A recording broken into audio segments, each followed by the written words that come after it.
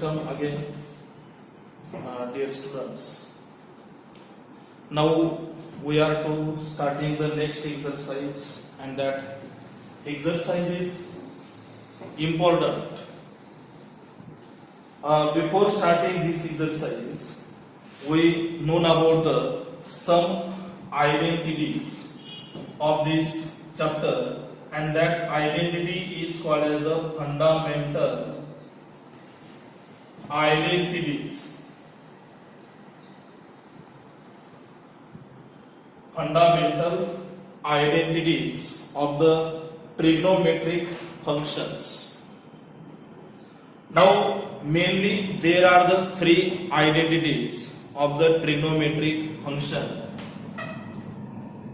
First one is the sine square theta plus cos square theta equal to 1. To study the trigonometric functions, we most famous identity is sine square theta plus cos square theta equal to 1. Second is the 1 plus tan square theta equal to sec square theta. Second identity. And third one is 1 plus cot square theta equal to cosec square theta. Third identity. From these identities, it will be converted in different form. From first identity, we can written as sine square theta equal to 1 minus cos square theta. Maybe sine theta is equal to square root of the 1 minus cos square theta. Also, we can write the cos square theta equal to 1 minus sine square theta. Maybe cos theta is equal to square root of the 1 minus sine square theta. So these are the different forms of the sine square theta plus cos square theta equal to 1. And similarly, these remaining two identities are also converted in different forms. Also convert in different forms. These are the important identities. तर यामध्ये फक्त first, second आणि third identities तुमच्या पाठ झाल्या म्हणजे पूर्ण ट्रिग्नोमेट्रिक्स तुम्हाला येईल असं नाही. त्यासाठी काय तर sine square theta plus cos square theta equal to 1, मग याचे डिफरंट फॉर्म्स काय आहेत तर ते या पद्धतीने, आणि हे झटपट रूपांतर तुम्हाला आले पाहिजे. समजा एखाद्या ठिकाणी असेल की 1 मायनस कॉस स्क्वेअर थिटा, तर रूपांतर काय होईल साइन स्क्वेअर थिटा. याप्रमाणे तुम्हाला एलएचएसचं आरएचएस किंवा आरएचएस मध्ये एलएचएस असं कन्व्हर्शन करता आलं पाहिजे. सेम हे रिमेनिंग आयडेंटिटीला सुद्धा त्याचप्रमाणे कन्व्हर्ट करता येऊ शकतं. हा फर्स्ट पॉइंट सगळ्यात महत्त्वाचा. त्यानंतर रिलेशन तुम्हाला माहित पाहिजे. Tan theta equal to sine upon cos किंवा sec theta equal to 1 upon cos, cosec theta is equal to 1 upon sine. हे जे बेसिक रिलेशन आहे, हे रिलेशनही अत्यंत महत्वाचा पार्ट आहे. तो पण झालं फंडामेंटल आयडेंटिटीज पर्यंत. त्यानंतर नेक्स्ट पॉइंट आहे periodicity. Second point of this chapter. Periodicity नंतर आहे, अगोदर आहे डोमेन आणि रेंज. Domain and range. तुम्ही म्हणता डोमेन आणि रेंज एक्झॅक्टली काय आहे. तर फॉर एक्झाम्पल सपोज तुम्ही कोणताही फंक्शन घ्या. समजा आपण साइन थिटा घेऊ. Suppose y equal to sine theta किंवा x equal to sine theta. मग ह्या थिटा ऐवजी आपण कोणतेही number belongs to real number म्हणजे पॉझिटिव्ह निगेटिव्ह सर्व कॉम्प्लेक्स नंबर सोडून, काय कॉम्प्लेक्स नंबर सोडून बाकी कोणतेही नंबर जर सबस्टिट्यूट केले तर जे काय आन्सर्स मिळतील मग त्यामध्ये बरेच आन्सर मिळतील. काही आन्सर पार इन्फिनिटी पर्यंत असतील आणि काही आन्सर लहानात लहान किती मायनस इन्फिनिटी पर्यंत असतील. पण ह्या सर्व आन्सर्स पैकी फक्त -1 आणि +1 यांच्या दरम्यान जे काही आन्सर्स आपल्याला मिळतील ते कोणासाठी व्हॅलिड होतं? साइन थिटासाठी. म्हणजे डोमेन हा कोणतेही नंबर तुम्ही त्यामध्ये पुट करू शकतो, बिलॉंग्स टू आर, आणि जे आन्सर मिळतील त्याला म्हणायचं रेंज. सेट, रिलेशन आणि फंक्शन मध्ये याच्या स्पेशल डेफिनेशन आहे. Domain means set of all first components, set of all first components, and range means set of all second components. So in this way we can calculate the domain and range of the cos theta, tan theta, sec theta, cosec theta and quad theta. There are the different domain and different ranges, but important is that we have to require the range for sin theta is -1 to +1. And one more thing, for this point we have to require the period. What is meant by period of that trigonometric function? For function, suppose f of x plus p is the given function, and if their answer is f of x for any particular multiplication, म्हणजे मी काय सांगितलं तुमच्या लक्षात येणार नाही, परंतु समजा मी तुम्हाला सांगितलं की या टाईपचा ग्राफ आहे, या ठिकाणी 2π आणि आपण असं फंक्शन घेतलं की y equal to sine theta, पण थिटा इज इक्वल टू 2π 4π 6π याप्रमाणे कोणतेही नंबर घ्या. त्यामुळे होईल काय, समजा या ठिकाणी जर आपण एक राऊंड कंप्लीट केला तर अँगल इथं येईल, म्हणजे 2π कंप्लीट झाला, आणि y equal to sine 2π answer किती असेल? 0.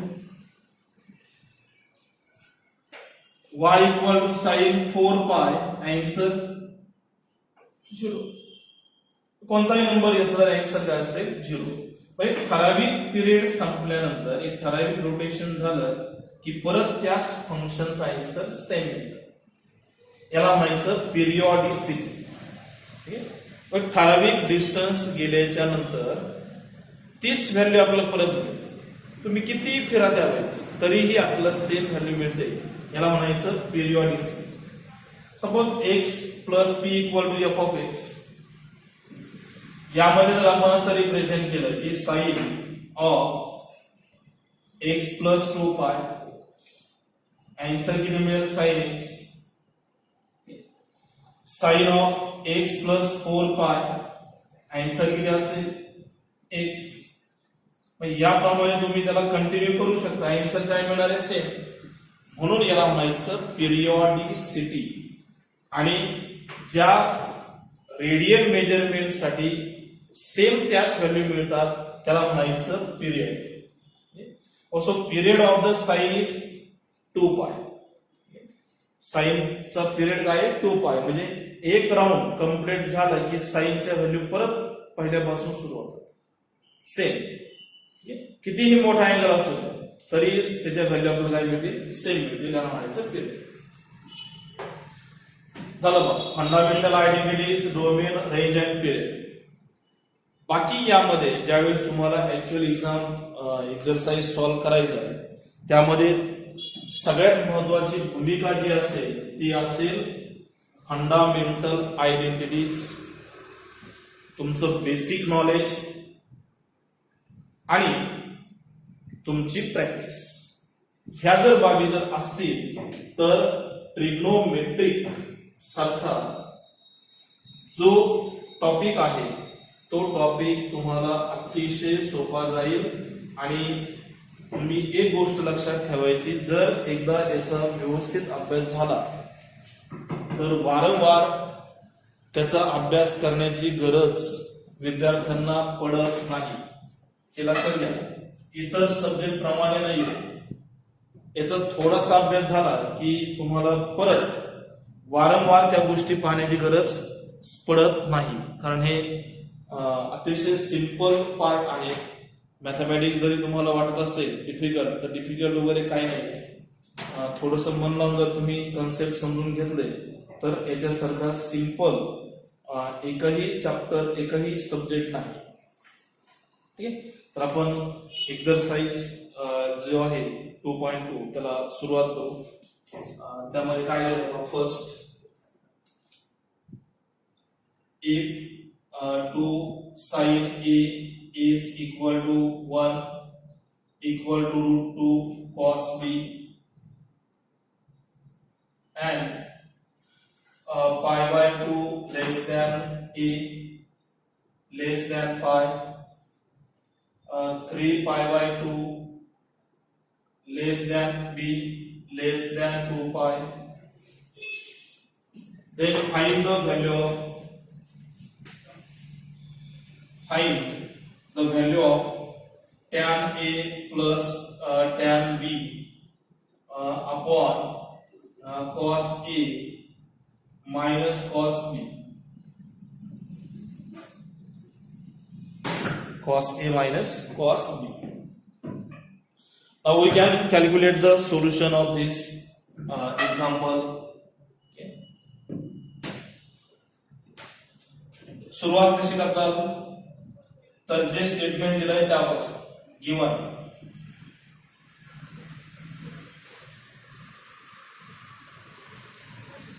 To sin A is equal to 1 equal to √2 cos B.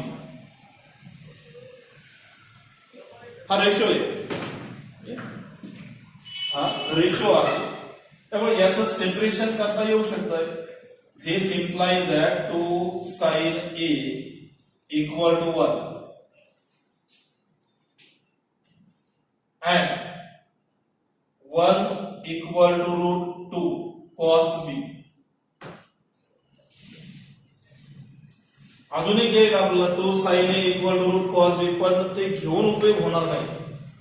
त्यामुळं आपल्याला ह्या पद्धतीने त्याला सेपरेट करायचं आहे. So sin A equal to 1 by 2. आणि तुम्हाला माहिती साइन जर आपल्याकडे असेल तर कॉस ची व्हॅल्यू कॅल्क्युलेट करता येते याप्रमाणे. sin A equal to cos square root of 1 minus sin square theta. So we know that identity sin, from the sin calculate the cos A square root of the 1 minus sin square of the A.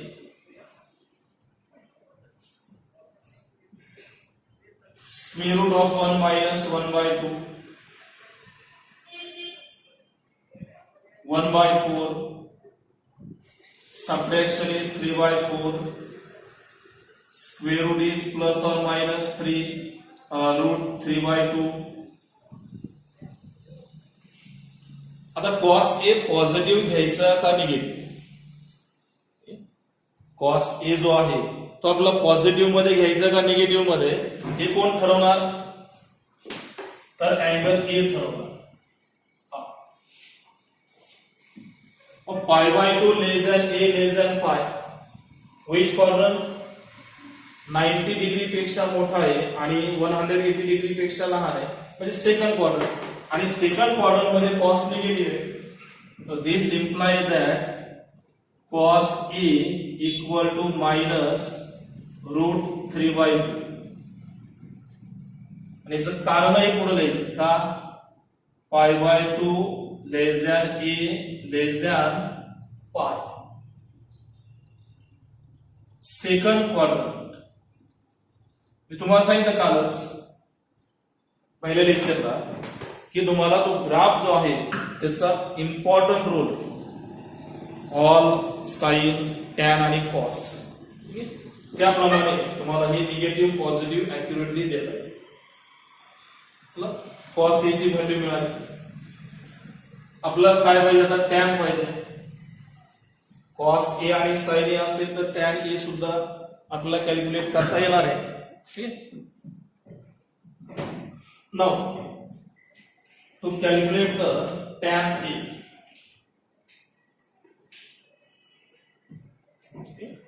to calculate the tan A.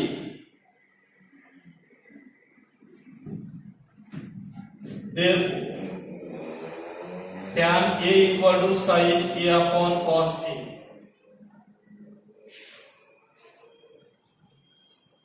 Sin A is the 1 by 2. Sin किती 1 by 2 आणि cos किती minus root 3 by 2. So tan A is equal to minus 1 upon root 3.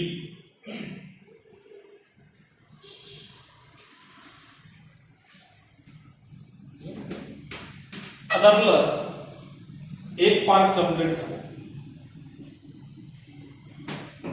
Notebook मध्ये बरोबर तुम्ही simultaneously त्याला सोडवत जायचं. आता एक पार्ट ह्या साईडला एक पार्ट त्या साईडला आन्सर तिसरीकडंच असं नाही करायचं. आपला हा सेकंड पार्ट आता सॉल्व्ह करायचा. सेम यावर therefore cos b equal to 1 by root 2. cos b असेल तर आपल्याला काय मिळणार आहे sin b. sin b is equal to root 1 minus cos square b.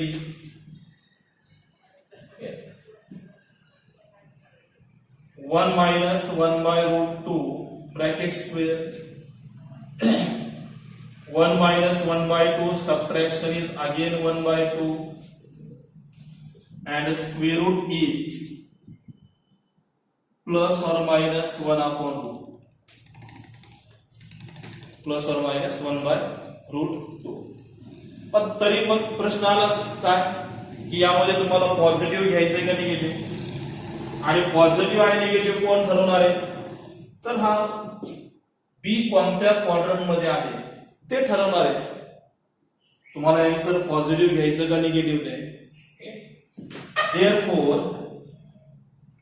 Sign B is negative का बरं 3 pi by 2 less than B less than 2 pi म्हणजे हा कसा आहे 270 डिग्री पेक्षा मोठा आणि 360 डिग्री पेक्षा लहान आहे म्हणून याचा आन्सर किती मिळेल minus 1 by root. Because of 3 pi by 2 less than B less than 2 pi. So B lie in third quadrant. हे तुम्हाला समजण्यासाठी लिहिले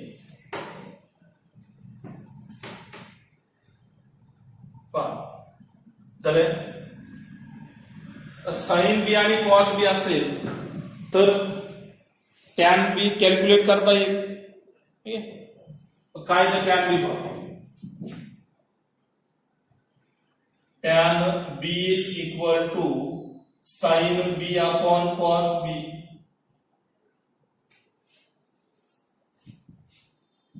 Sin b is the minus 1 by root 2 and cos b is the 1 by root 2. Therefore tan b is equal to minus 1. दोन्ही cancel होतील. ह्याप्रमाणे असं simultaneously सोडवायचं बरोबर. आता प्रूफ ज्या व्हॅल्यू मिळवायच्या त्यामध्ये सर्व आहे, टॅन ए आहे, टॅन बी मिळवलाय आपण, कॉस ए पण आहे, कॉस बी आहे. रिक्वायर्ड व्हॅल्यू कॅल्क्युलेट करता येतील. So now tan A plus tan B upon cos A minus cos B equal to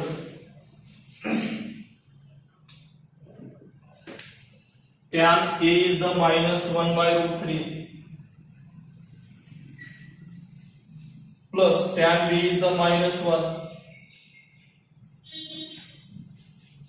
cos किती आहे A कुठे cos A minus root 3 by 2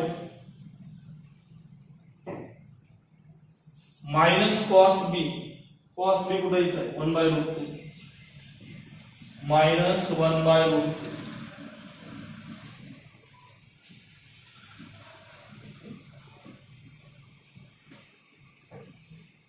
cross multiplication -1 minus root 3 divide by the root 3 again divide minus root 6 minus 2 upon 2 root 2 बरोबर.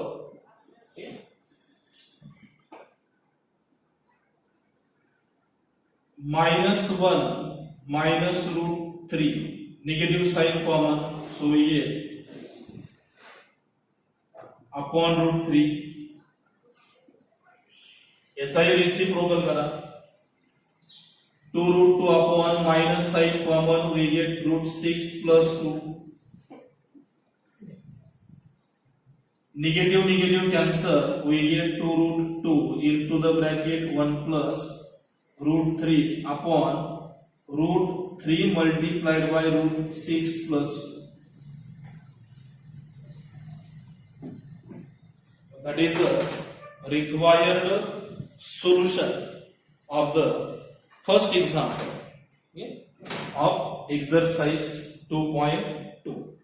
तर यामध्ये आपण पाहिलंय की identities आणि हे फर्स्ट एक्झाम्पल, यावरून तुम्हाला अंदाज आला असेल यामध्ये काही एक्झाम्पल सुरुवातीचे आहेत थोडे मोठाले, परंतु नंतरचे जे एक्झाम्पल आहेत ते छोटे छोटे, परंतु त्यासाठी तुम्हाला बेसिक जे आहे ते परफेक्ट लागणार आहे. त्यामुळे ह्या आयडेंटिटीचं अतिशय व्यवस्थित तयारी करा, म्हणजे पुढचे जे एक्झाम्पल आहेत ते आपल्या यामध्ये घेता येणार आहेत. ठीक आहे. तर परत आपण पुढच्या